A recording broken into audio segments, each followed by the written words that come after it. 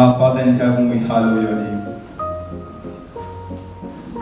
We pray that every second spent here counts for a memorable event that blesses your people and hallows your name. For in Jesus' name we pray. You're welcome. It's been a long time coming. I'm the all elegant and all that, so I won't let you see all the excitement. But I'm jumping inside. So if you have a wide imagination, just close your eyes and imagine me really jumping. Yes, and I want to believe you are just as pumped, just as excited to be here. And for those of you who may not know, that is our beautiful author seated right here. Yes, thank you for that round of applause. To join us for this event, so I'm just going to acknowledge them and read bios of their organizations and then welcome us all, and we proceed along these lines. So do we have people from CMLI, Campus Missions and Leadership Initiative? And thank you. Good to see you. Faith-based movement committed to mobilizing the whole church to reach the whole campus with the whole gospel of Christ. They are a strategic mission agency committed to reaching the campus and shaping society. Their core mission solutions are campus missions, providing opportunities for short-term missionary work, spreading hope and the message of Christ in campuses, capacity building and training, equipping campus influencers with essential skills for effective leadership and ministry, Bible and Books Initiative, mobilizing Bibles and books, setting up campus fellowship libraries, organizing book fairs, and conducting book outreaches to enrich campus communities, and a host of others. Their office address is number 5 JD Gomwalk Boulevard, GRA, opposite Domino's Pizza by British American Junction, Jos, Plateau State, if you want to reach out to them. And their website is campusmissionsafrica.org. There's so much more about them, their brochure, the entirety of what they do. This is just a summary. You can check it out, and hopefully you get a chance to talk with some of their team that are here to find out more. Thank you and welcome once again. A round of applause for them. Right, and Gentle Reads Book Club is a branch of Gentle Reads Community Initiative. So what I'll be reading is kind of like mixed of both. Now, Gentle Reads Book Club is a sub-program of the Gentle Reads Community Initiative. The library now has more than 7,000 books with an average of 4,320 books borrowed annually. It has also become a rallying point for the community, providing a safe space for recovering from drug abuse, a hub for intellectual and solution-oriented conversations, home to the Gentle Reads Book Club, a mobilization point for community efforts, a conducive reading environment for people of all ages, and a hub for reading handy and tech skills for community members. The Gentle Reads Book Club is an open-hearted and like-minded reading community with a goal to raise leaders who are committed in personal and community advancements. They make reading entertaining by providing and reviewing good and decent books. It is their creed that reading can change lives, and when it is done with a like-minded community, it can change a nation.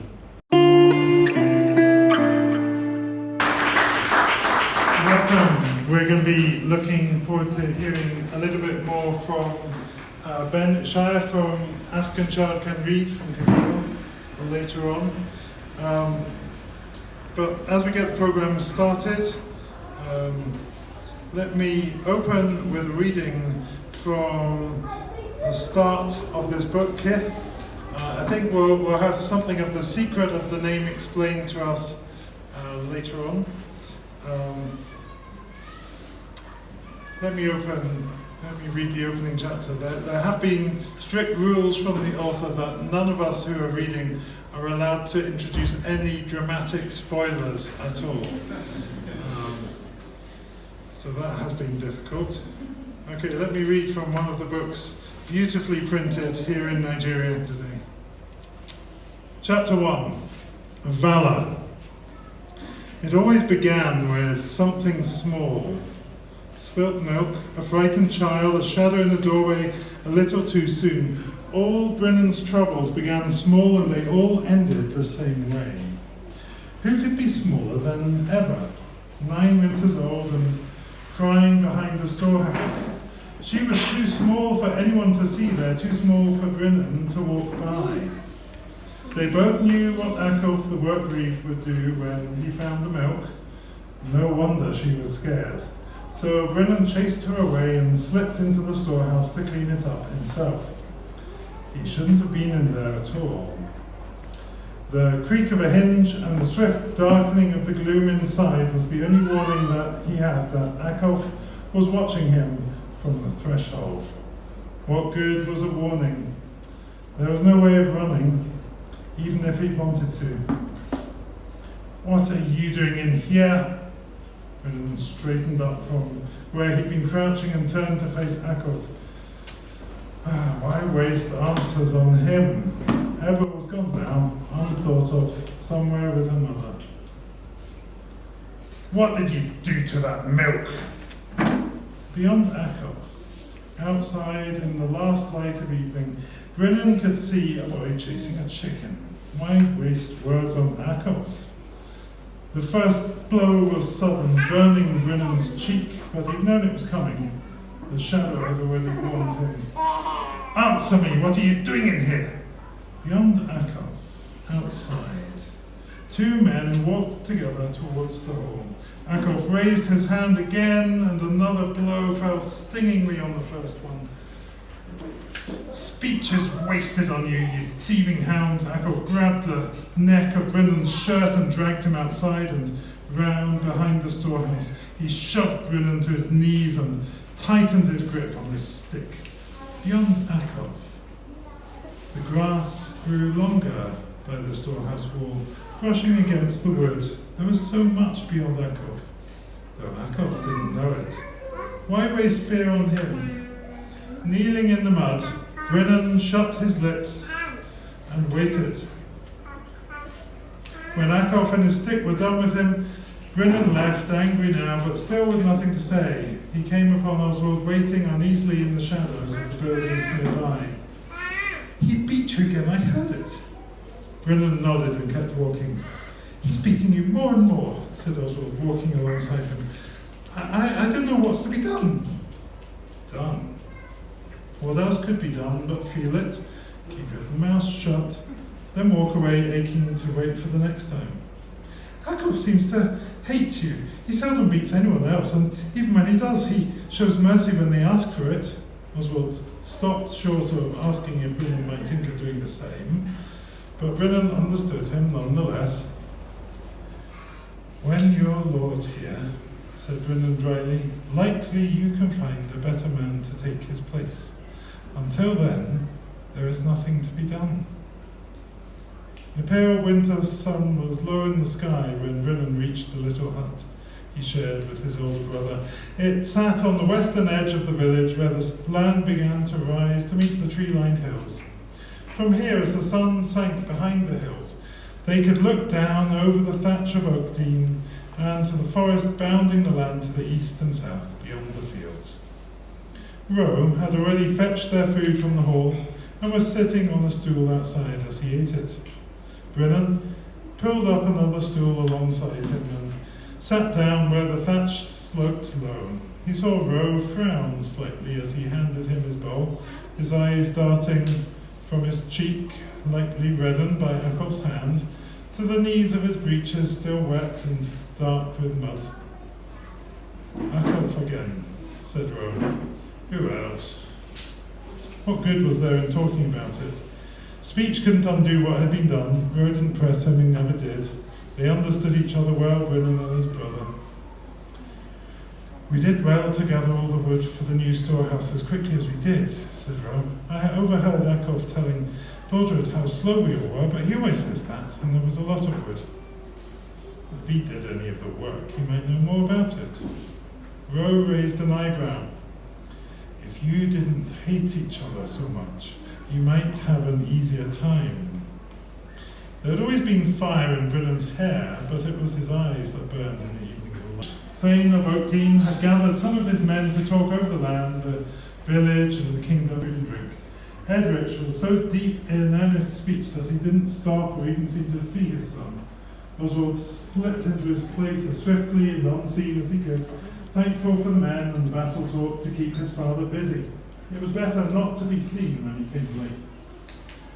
We must ready ourselves for war, Edrich was saying. The kingdom of East Anglia has been utterly overrun by the Danes. Edmund the king is dead, minsters destroyed, abbots and monks murdered. The Danes are ruthless, wholly unbridled, and we would be fools to think they are not looking to Wessex. Oswald, you're late. They're on our threshold, and we must be ready for them. I foresee that when I ride to the Witan before Easter, Athelred the king will wish to talk about how we will defend this kingdom. In the meantime, every man of us who knows how to wield a sword must strengthen himself, mind and body, to stand against them. Please, forgive me, Father, stammered Oswald. I was walking and it took me longer to come back than I thought it would. It's happening altogether too often. You must be where you are meant to be, and not so far off that you cannot come back in time. This isn't the first time I've spoken to you about it. And while I think of it, Brother Wilfred tells me that you did not go to him this afternoon. What have you to say for yourself? Nothing, but beg forgiveness, sir. I was working on my bowmanship, and when I got back it was already too late, but I have learned.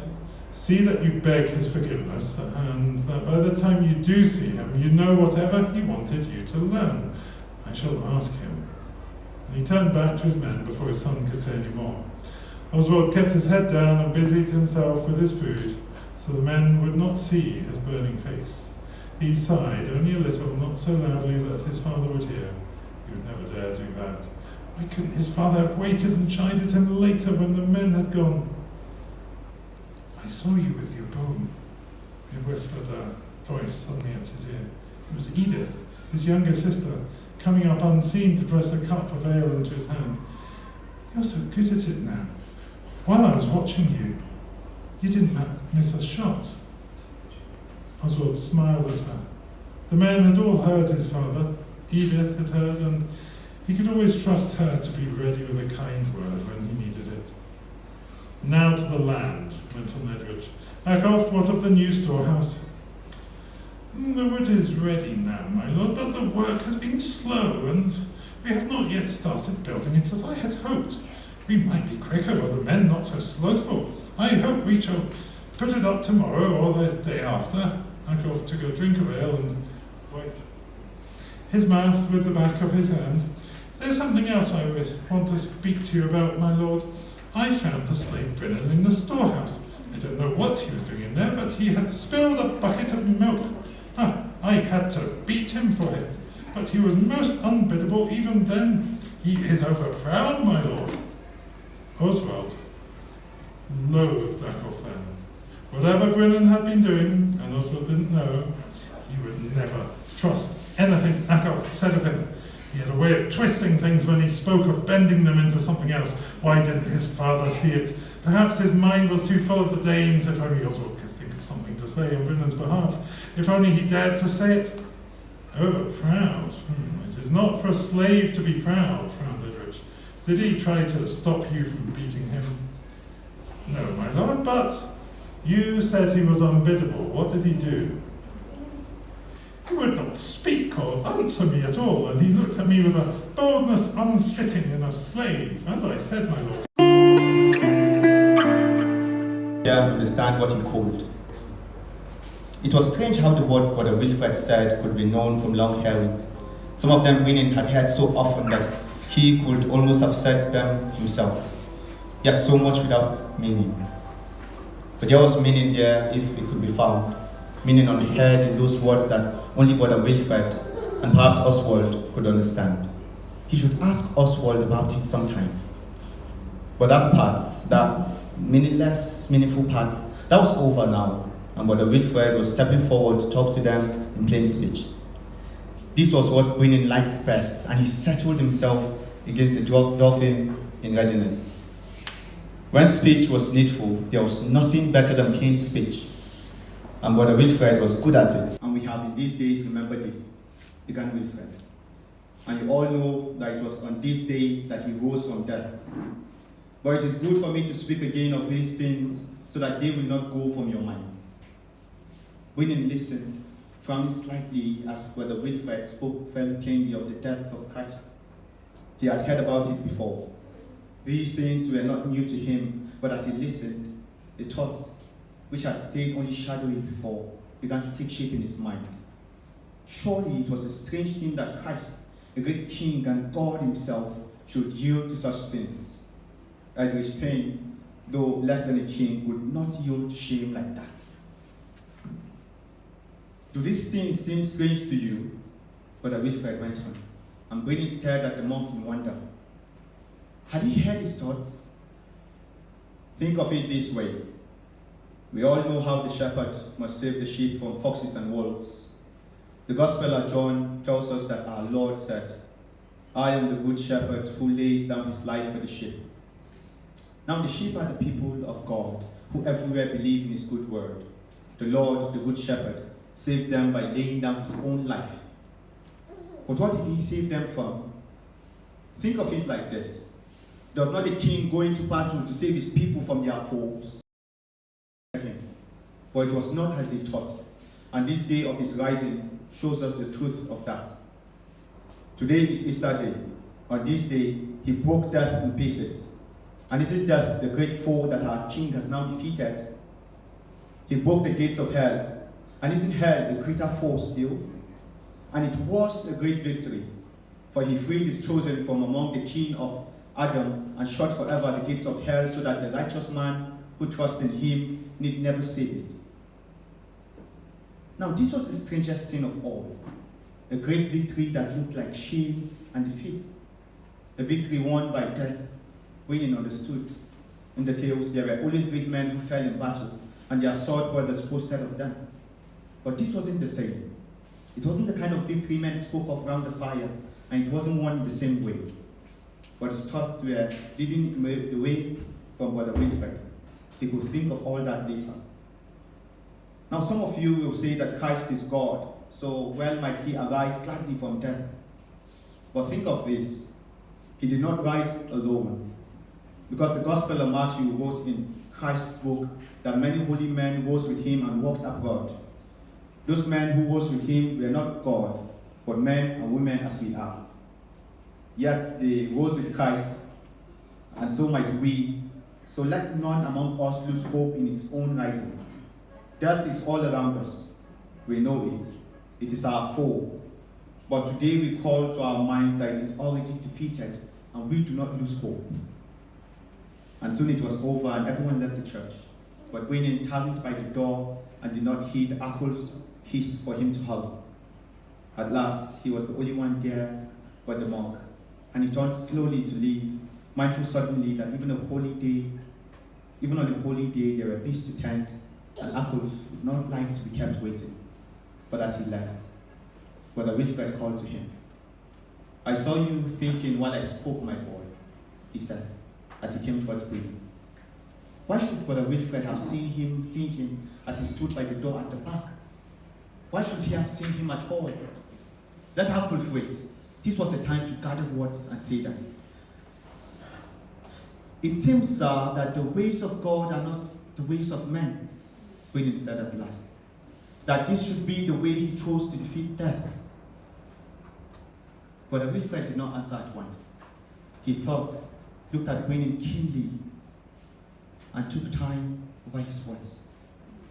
Gwenyn liked him all the more for it. I had a master once, a long time ago in the minster when I was a boy. He was a most learned man. He said that the men of that time kept a death like that for those who were not their own kind. Another keen look. And for slaves. Yet this is how our Lord chose to do his way. And now a slave may call God Father as boldly as a king. That was a new thought. Something seemed to stir him, shifting in his mind, though Brennan could not have said what it was. Before he had time even to think more, he had Akulf bellowing for him from outside. Brother Wilfred nodded to him by way of leave, and he left without another word. "What do you think you are about?"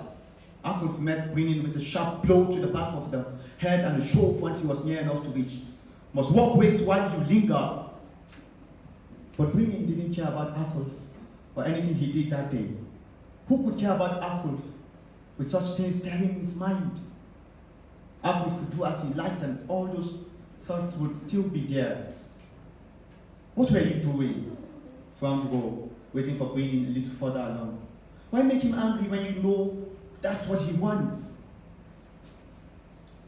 They were already far from Akulf and pouring water into the trough before Brennan said a word. "I was thinking." His thoughts were still too shapeless to speak aloud, but one stood strong among the others. The God the Saxons worship is not as they are.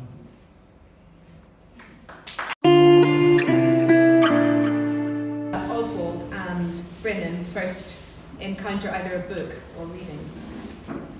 Oswald had seen gold, but he had never seen a book of any kind. There was a thrill in bending over the bookskins because their meaning was not hidden from him. Everywhere he looked, he could see words he knew. Was there nothing in Oakdean with more worth than this? Now, here we only have a little of the book. It would take too long to tell you how I came by it, so that can wait for another day. I want you to read it aloud to me and tell me the meaning in English. I think your Latin is good enough now. Brother Wilfred took Oswald's waxboard and wrote the words Historia, Ecclesica, Gentis, and Glorum. Let's begin with the name of the work. Do you understand it? Historia, history. Ecclesiastica, something to do with the church? Perhaps we can say a church history. A church history. Gentis, of the people, and Glorum, of the English. So, a church history of the English people? Good. Now for the book itself. Let's sit a little nearer the door. The light is rather dim here. That's better. This is about the time of the saintly king, Oswald of Northumbria, who happened to share your own name. Bede writes about the holy Bishop Aidan. Read to me from here. Nunquam divitibus honoris sive timoris gratia sequa delinquisset reticebat, read Oswald slowly. I don't know reticebat, but I think the rest is about honour and fear. The word reticere means to keep silent. I will write it on your waxboard so that you can learn it. Go on. He never kept silent through fear or honour of the rich if they sinned. Perhaps the bishop was bold as well as holy, if fear did not keep him from speaking. Perhaps he was too bold and holy to feel it. Yes, that begins to draw it out. Can you keep going? Together, Oswald and Brother Wilfred opened the Latin and pulled out the meaning as they read. Oswald understood another time and place to people he had not known before. It put another man's thoughts into his mind and made them his own. Even the most skillful tongues are stilled, but this book was still heard long after the writer was dead. Hadn't Bede died long ago and far away? Yet he sat with Oswald and spoke to him in the church. So we'll now move on to another part of the book where the setting is in a monastery, which is called a minster in the book. The bewilderment passed. One day flowed from another, all so alike that it did not take long to learn the way of things. Lauds, prime, terce, words without meaning came to have meaning because they grew to rule Brennan's days. Every day there was Latin to be heard, Latin in prayer and song, haunting song unlike any other Brennan had ever known. He heard it so much and so often that many of the words were sown in his mind, and he knew their sounds as a man knows his own field. Brother Wilfred taught him some of the words most often said. Brennan had heard the paternoster so often in Oakdean that he could almost say it already, and he taught him the meaning in plain speech. That was another wonder. He had lost count of them now. When they weren't at prayer, there was work to be done, hard work, of the kind that must be done anywhere, in villages, in minsters, or on farms that stood alone. And because Brennan was young and strong and ready to do anything asked of him, he soon found work to turn his hand to. The woodcraft he did each day with Brother Quitchelm and Brother Leifel was a joy. Sigbold the prior had been right about Quitchelm. He was very skilled in his craft. and Brennan and Leafa learned quickly from him. Leafa was only a little older than himself, and Brennan liked him. The day their first stools were ready was a proud one for both of them. Brennan had from time to time seen Oswald's waxboard in Oakdean. It had seemed then almost like witchcraft for a man to look at the strange markings Oswald held on it and make speech from them, even if he himself had not made the markings. Now, as bidden by the prior, he went every day to learn his wordcraft from Brother Deor, who was old and somewhat forbidding. And from what Leafa had said, Brennan was glad not to be one of the boys that Deor had taught over the years. And he found that making speech from markings in wax was no more witchcraft than knowing a tree or plant from the shape of its leaf. Perhaps the greatest wonder of all was that he was quick to know the shapes and make speech from them. Brother Deor praised him for that, though praise sat awkwardly on Brennan. It was so unknown to him. Making the markings was harder. His hands were too big and rough for that kind of work, and the writing sacks too small to hold. Brother Deor would make him do it again and again before it was good enough. Not much was good enough for Brother Deor. "You have made 4 mistakes while reading to me, and I won't listen to any more," he said sternly one morning. "Had you been one of the boys I have taught to be monks, I would likely have beaten you for it. As it is, you're a guest, and too big for me to beat." Brennan thought somewhat wryly that someone should have told Ackles that. "But I don't see why I should listen to poor reading when we both know that you're quick to learn. Go away. Don't let me see you again until you can do it better." And Brennan left with his waxboard, not at all unhappy to be chided, and read the words over and over to himself until he could almost say them with his eyes shut. He didn't mind Brother Deor's sternness in the slightest. He would have borne much worse quite happily, because wonder of wonders, he could read.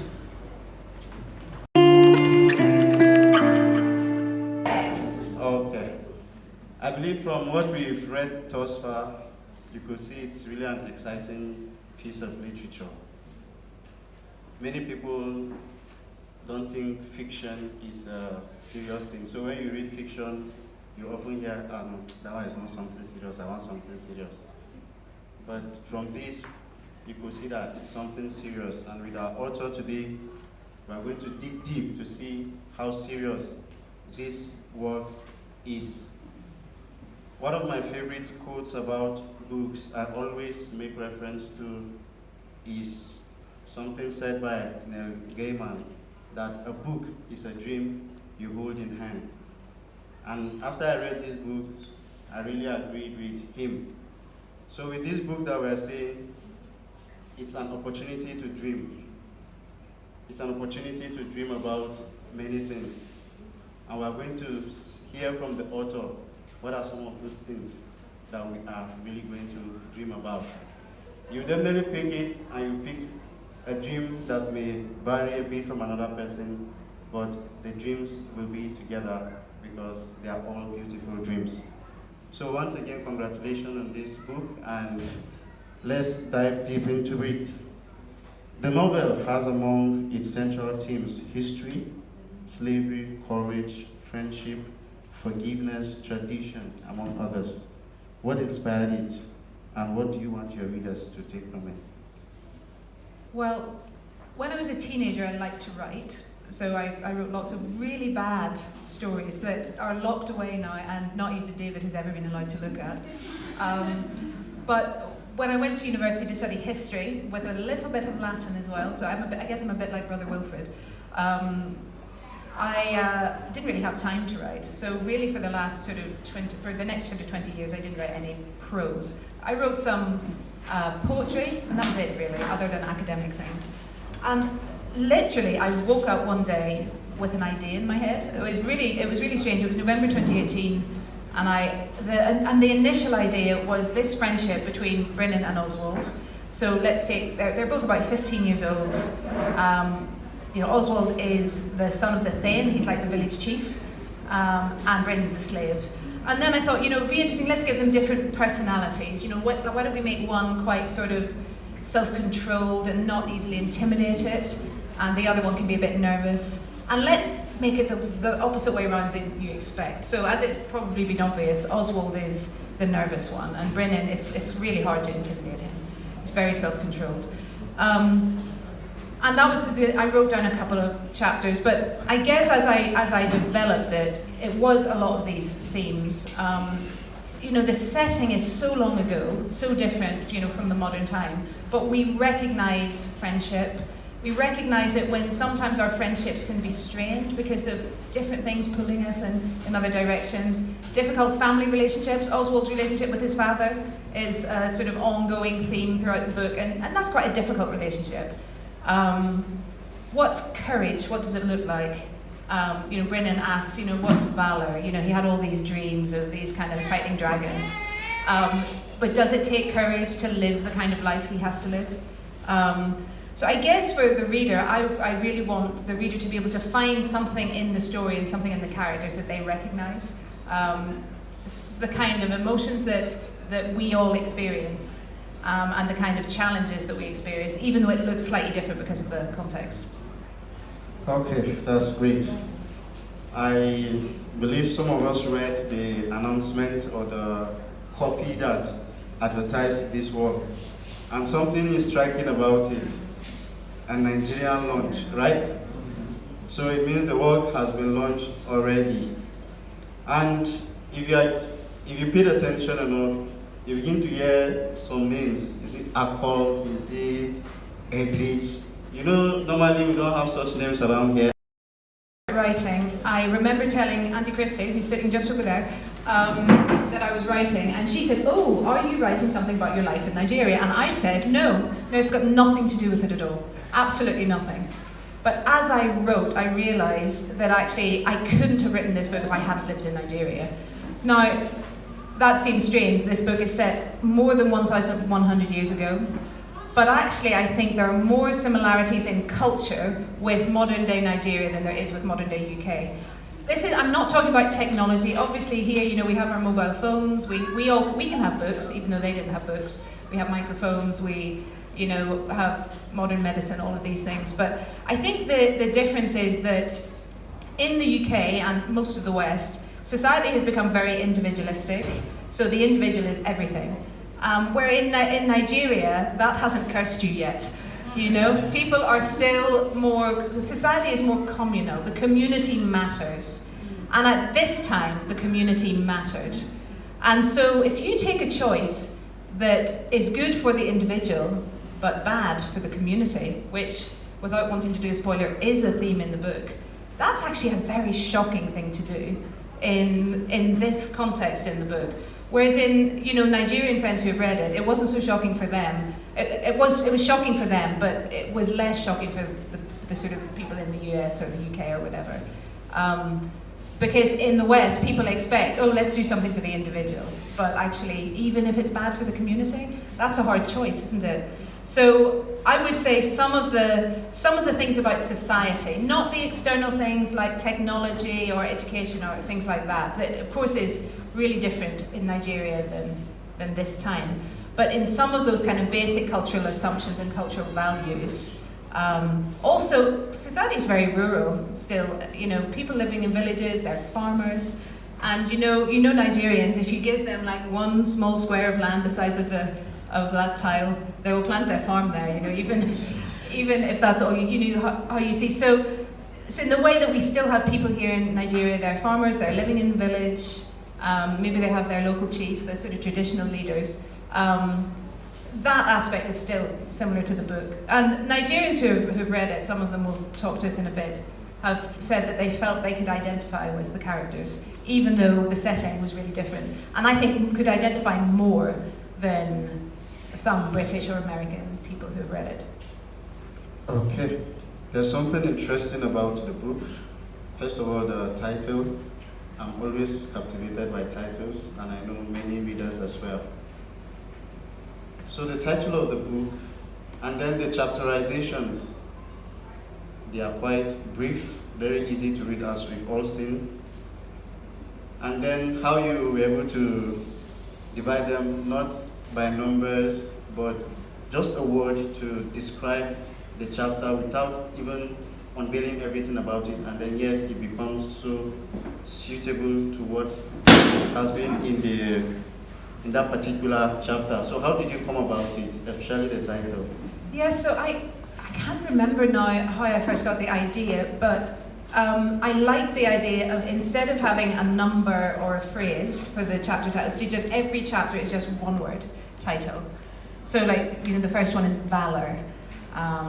Just if I open randomly, there's a chapter called Forest or Morning, Time. There's one called Cabbage. I don't know if that intrigues you. And what I was trying to do with that was to try to think of just one word that gave you, summarize something about the theme of the chapter. Sometimes that was the setting, like Forest. Obviously, it doesn't happen, in the city. That chapter, it happens in a forest.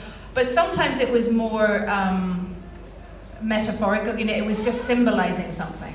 But I also didn't want the word to give away too much of the story in advance. So you could read a list of all of the chapter titles without really knowing what happened. But when you read the chapter, you think, that's why it's called that. So I think I just quite enjoyed the challenge of that. I couldn't think of a title. I mean, it was called Oswald and Brennan for a really, really long time, which is a terrible title.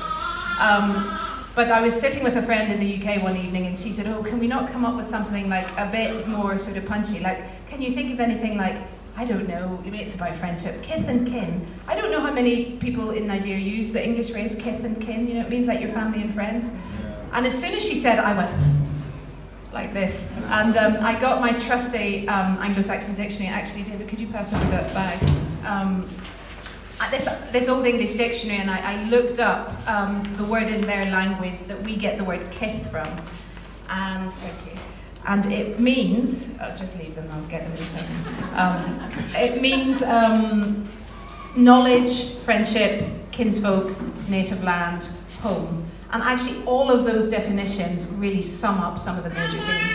A lot of the story is driven by some people knowing something and other people not knowing it.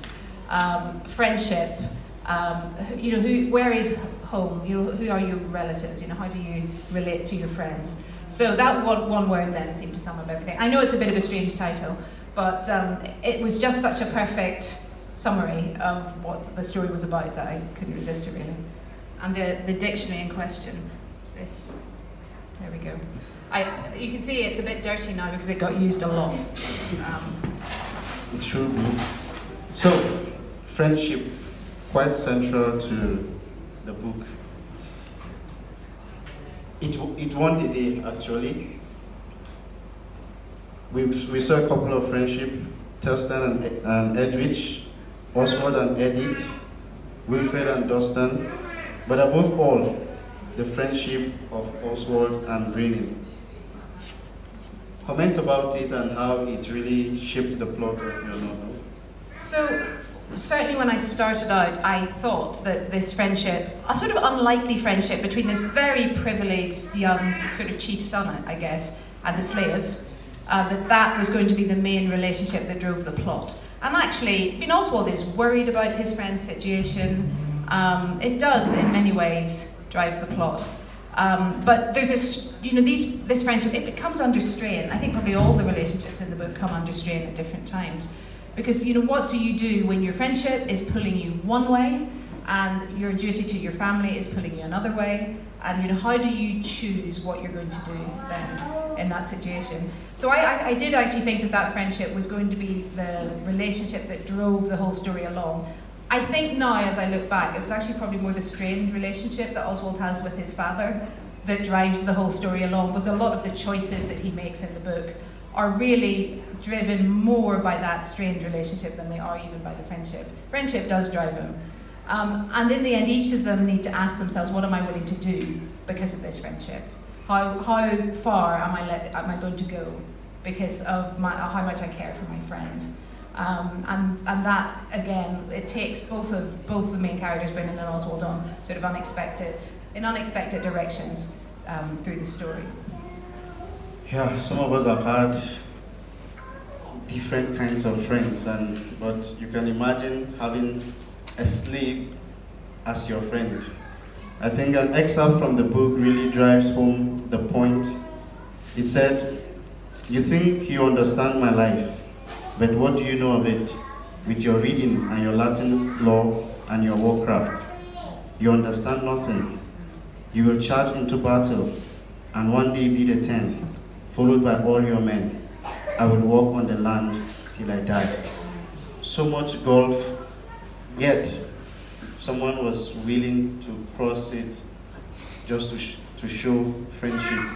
And we'll see more in it if we get the book. So if you are big on friendship, it's definitely something you would love to see. We move to another question. You talked about Edwidge 10, and I love how you brought it into the picture. That at first you thought it was a friendship of Oswald and Brini driving the plot, but you got to see that it was actually the strange relationship of Edwidge and Oswald. Now let us look at the man, because he's central to this plot. How do you think we get to balance responsibility and relationship? Okay, so just to talk about Edwidge, Oswald's father. I mean, people didn't live long in those days. He's probably only about in his mid-30s. He seems about 50 when you read the book, but he's young. His wife has passed, and he's left with 2 children, Oswald and then the younger sister Edith. And he's also got responsibility that comes from the king. Athene was like a sort of royal official, really. He owns land, he has this village, he's supposed to be leading it. And he's supposed to be responsible for all of, this, all of these people and serving the king, at the same time raising, 2 children who are teenagers now without a wife. And his character, he takes his role, whether as a father or as a leader, extremely seriously. You couldn't call Edwidge casual about anything. He probably takes it even more seriously than he should. He will do something hard because he thinks it's the right thing to do. He expects everybody else to behave in the same way. And he expects Oswald to be the same, because Oswald is supposed to be taking on this responsibility after him. And I think there's just a lot of pressure on him. Actually, at the beginning when I was writing, I sort of thought of him as a bit harsher and a bit more unpleasant than he ended up being as a character. Because actually when you realise that just, the amount of strain and how difficult it is, what is my responsibility as a father here? What is my responsibility as a leader? What happens if those 2 responsibilities clash? What do you do? What do you do first? Do you do what you think might be the right thing for your son, but it's bad for the whole community? Or do you do what you think is right for the community and risk doing something that might be bad for your son? And it's very, very difficult. So I actually feel quite sorry for him. And I mean, he's an admirable character in many ways, but he finds his son difficult to understand, and Oswald does not understand his father very well. Edith, the sister, is sort of caught in the middle. She gets on well with everyone. So it's a bit difficult for her. Okay. Brother Wilfred, let's come to him, because it seems there are many Brother Wilfreds here. According to the setting, this was the lone genius in the village, the only schooled or learned man. And this was the man who schooled the Oswald. So I want us to look at his character and how relevant he is, especially one of the drive for this gathering is the advocacy for literacy. Yeah, so when the background to Brother Wilfred, he's a monk. His monastery has been destroyed by the Danes, or Vikings really, in a raid, and he's come south, and Edwidge has asked him to be a priest in the village and to educate Oswald. They're the only 2 people in the village who can read. And I think Brother Wilfred is, I think he's one of my favourites really. He is very educated, and he's extremely perceptive. He understands people really, really well. So, as well as being a scholar, he can look at Oswald and sort of teach according to what he needs. He doesn't just sort of assume that everyone is going to learn in the same way. He can see what Oswald needs, and actually Brennan, he notices Brennan at the back of the church. So he's wise, that he doesn't miss things. So he's actually, I think he's probably one of the voices. There are 2 characters, Brother Wilfred and Thurston, who we heard a little bit from in David's reading. They're the 2 voices of reason in the book. Brother Wilfred in a very kind of gentle, perceptive way, and Thurston in a more direct and sometimes quite rude way. But they're the people who kind of speak truth into different situations in the book. So sort of fairly essential, I think, as a character. But yes, it's right. They're the only people who are scholars. Wilfred, he's the only scholar. But he also has a kind of spiritual role to play in the novel. Then, if we heard the first reading from David, you followed a particular guy called Akolf. Tell us about Akolf. Well, Akolf is the person that everybody loves to hate. Because he's just one of these people, he just wants to make himself the big man. He's not really a big man, you know, his job is just to make sure all the slaves do their work, but he's taken that and he wants to be big, you know. And he likes to get respect. If he thinks anyone is just like not respecting him, that's going to make him mad. And Brennan does not respect him. He despises him. He thinks he's an idiot, actually. And although Brennan never, he doesn't say you're an idiot, but he looks at him in a way. You know, who's right? Alcap's saying, oh, he looked at me in a bad way. But actually, he probably did look at him in a bad way.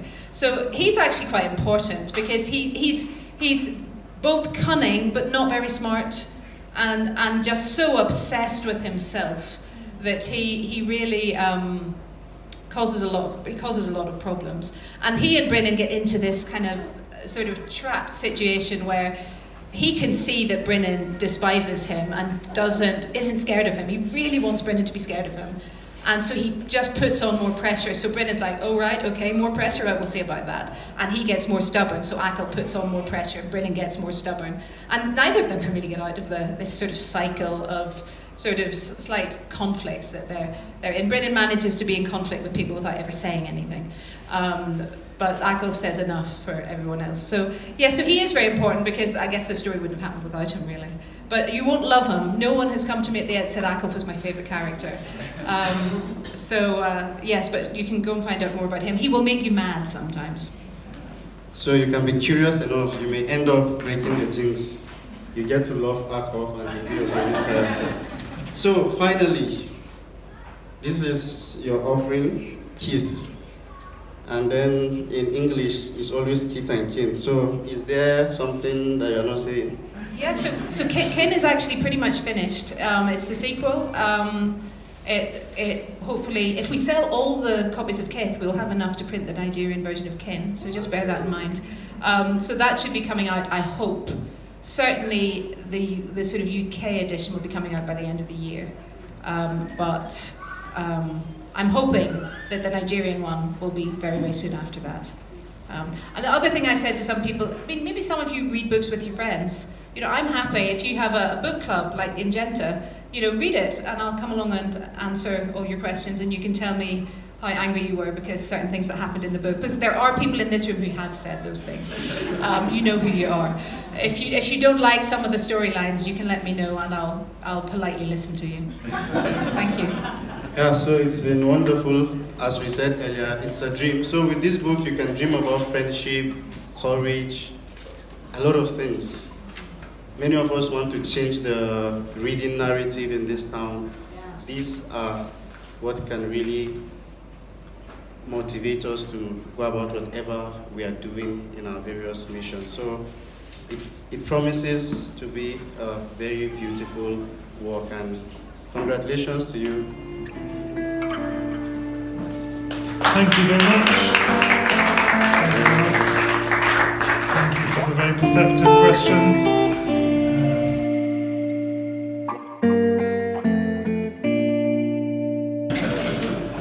Oh yeah, no, it's not winning, don't worry. It's not that kind of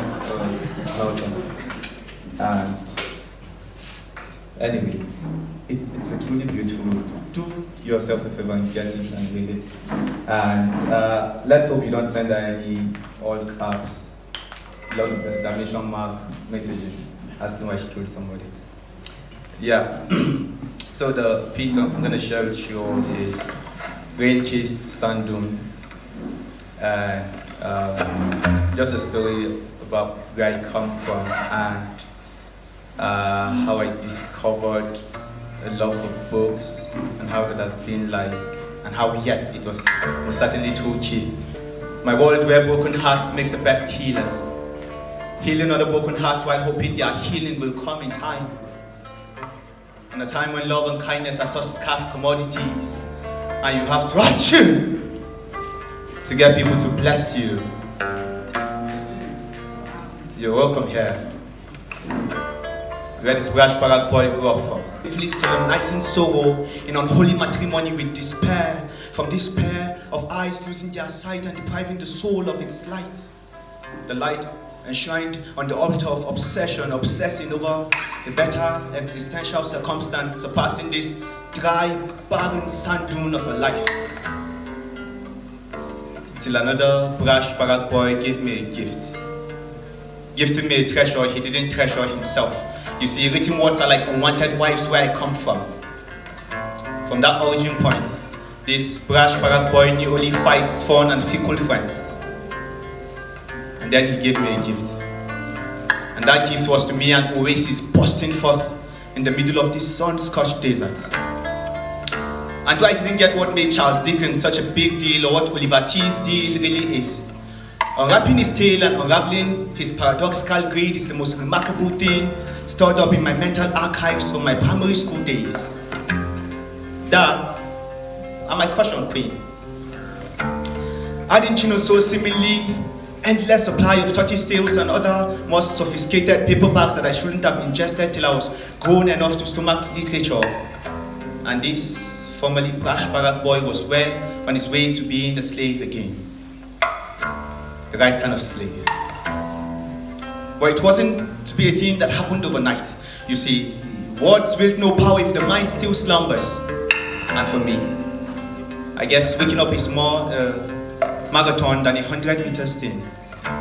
Verse, bit by bit, light poured in. With every epilogue and library visit, it got more engrossing. Bit by bit, this godchild got more and more awakening to light and love and water and everything beautiful found in books, becoming intimate friends as darkness and dryness turned despised strangers. So now, I dare you to try taking away my wordcraft. Thank you.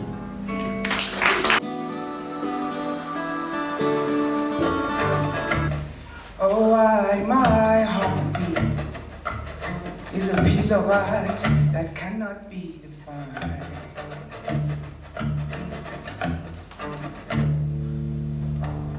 God probably don't get the gist, or maybe he's just too ashamed of who we are, doesn't want to look through the mist. But eventually I go die and end up in his parlor. When he fits that crown on my head, I go ask him this. Say, was heart, was a flaw in me? Apart from the breath, he chose me. Oh, was heart, treasure in a clay, wrapped with the light for my body.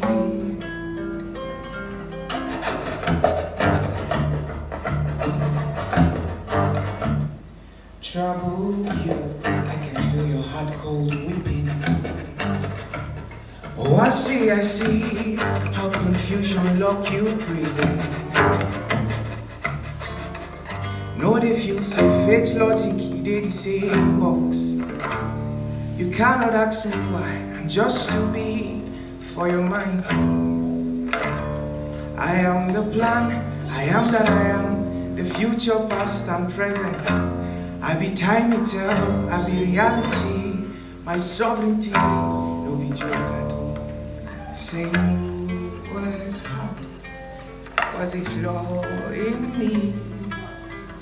I almost died, I couldn't reason with it. May your sons depressed, may your daughter so confused. And we lost your light, we lost it all. No was hard.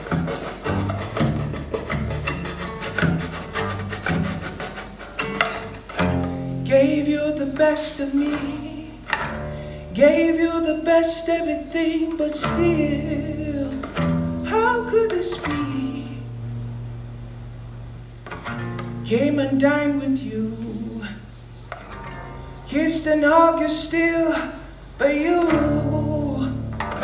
push it all away. yourself to sleep. And don't talk to me at all. I'm always there for you. So that's the first thing.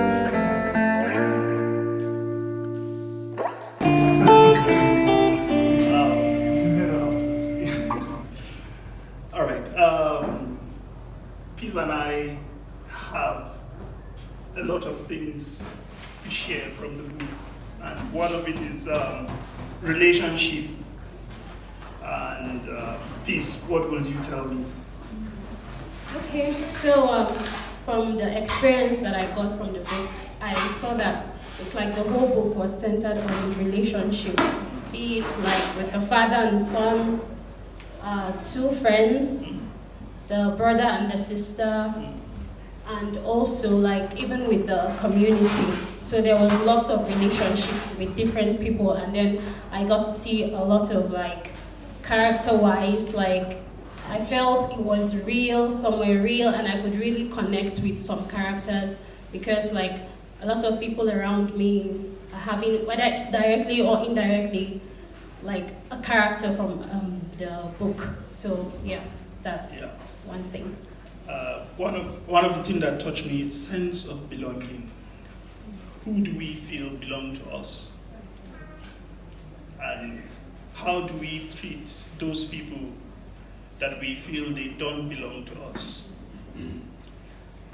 A simple dispute land the Danes want to live where is the ancestral land of some people, and that brings a reality of our country to me, to see how that who is willing to give up his land? Nobody. And that struggle was a big thing for me. And uncommon relationship and big sacrifice because of those relationships, and the need for freedom, and even giving up freedom to free someone else is a big thing. And it reflects the gospel as we were discussing with Peace. So any other thing you want to add? Yeah, so I wanted to thank God and also thank you for being a part of the whole thing. I think I felt very privileged because I was like right there. I was able to show my emotions. I cried, I laughed, I was angry. So even though it was fictional, but it really felt real for me because like there were so many characters that, like I said earlier, I could relate to. And I was so angry about some characters, even with Auntie Julie. Because, yeah, like some people died, and really, yeah, I don't want to say much about that because, yeah, so I'm just happy for the experience overall, and I'm glad to be part of it. That's pretty much it. Talking about separation and to be separated from people you love, and it's a difficult thing. I could remember Auntie Julie came, I didn't greet her, I said, "You killed." Dramatic spoilers, dramatic spoilers. That's just what I told her. And everyone was shocked.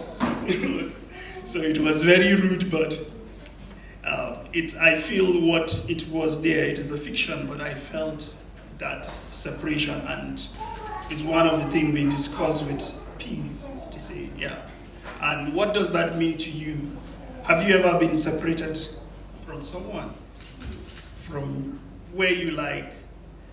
And we also see hope, and you find a lot of hope in the book. One of it that struck me was when they went to the monastery and someone's feet was washed. It was very, very impossible for him to experience that. So how the narrator just explained those things make me pause and feel, oh, this is amazing. And so it touched me by how much do I welcome people that don't belong to me and that don't deserve to wash their feet. Okay, so the last thing I would want to say is about the characters. I had a particular favorite character, because I know many people will have different favorite characters, and possibly it might be Brennan or Oswald, I don't know, but I personally, I was an Oswald fan, because I know I could relate a lot with him, the difficulty between him and his dad and all of that. Because sometimes it's mostly here in Nigeria, we have difficulties a bit in relating to our parents and things like that. So I was happy because I could see a bit of that so that was why he was my favorite character. So I'm glad that I was a part of the whole thing. Thank you. Yeah.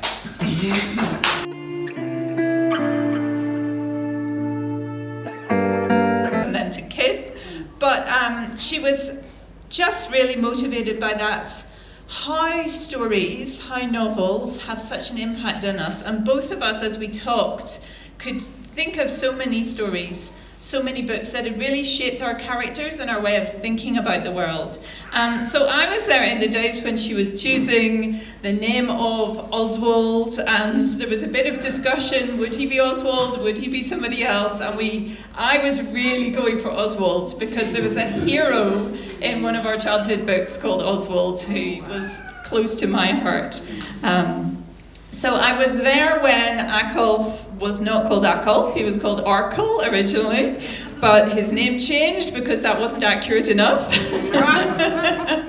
And I was there in the days when this wasn't going to be a story set in Anglo-Saxon England, it was going to be set in a parallel England, because otherwise the details might not be right, and Julie couldn't live with the fact that some of the dates or facts would be wrong. But in the end, she got so drawn in and honestly did so much research.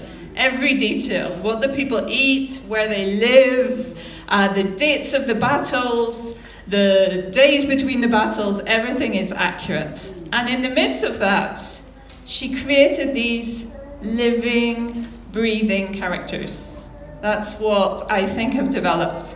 And they're characters who show us about relationships, show us about real life.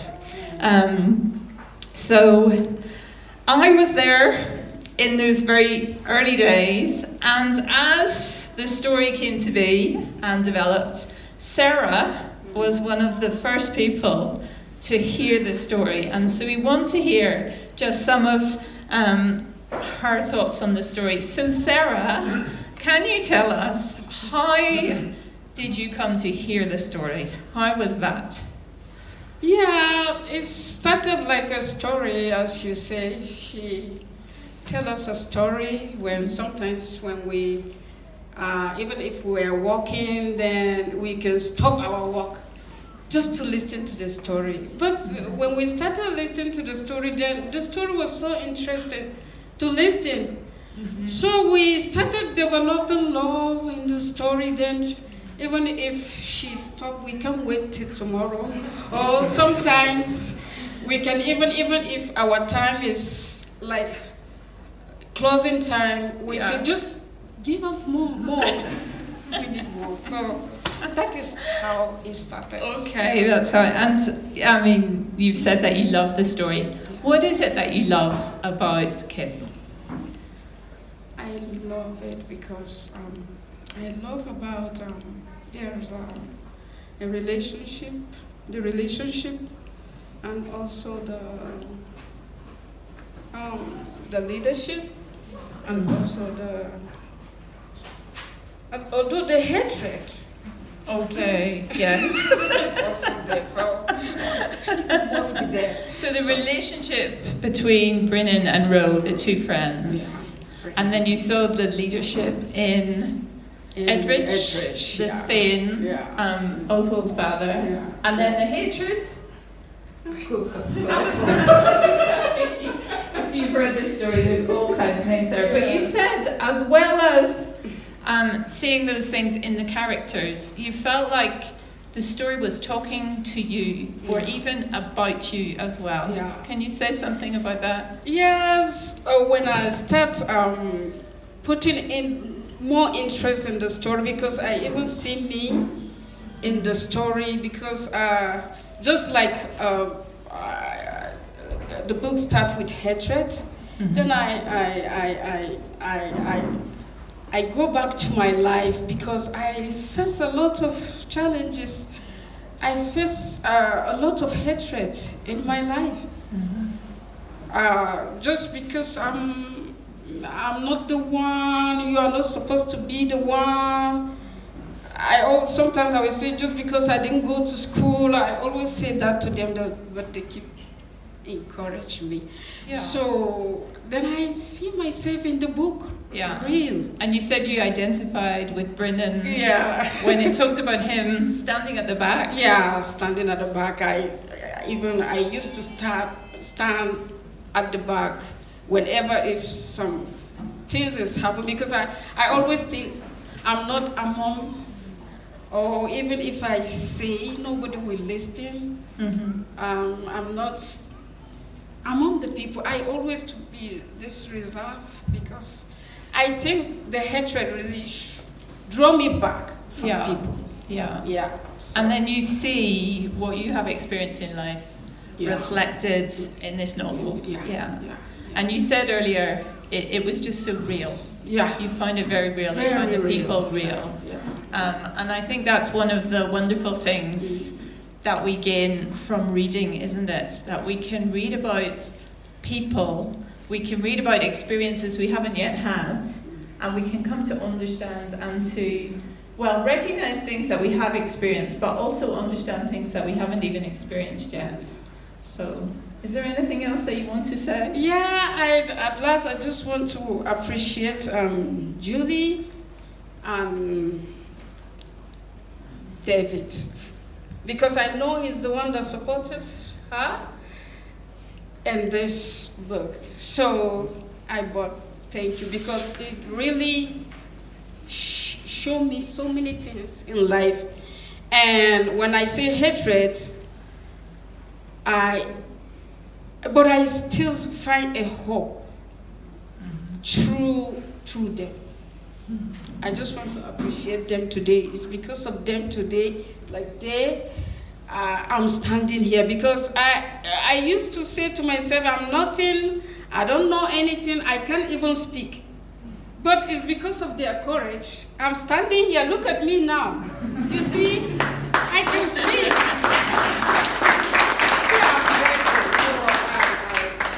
God bless you. Thank you very much. Can I just say one more thing?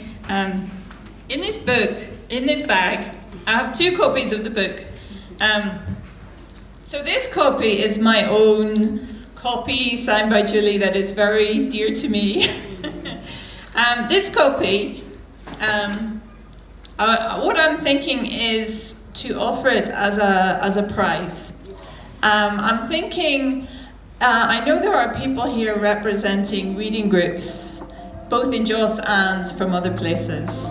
And I thought, let's offer this, I will offer it as a prize. If there are some children or young people in your groups, maybe from 12 years to 18, who have read a book that they really loved, ask them to write about that book and send in their entry, and I will choose the best entry, and that person will get a free copy of Kith to encourage them.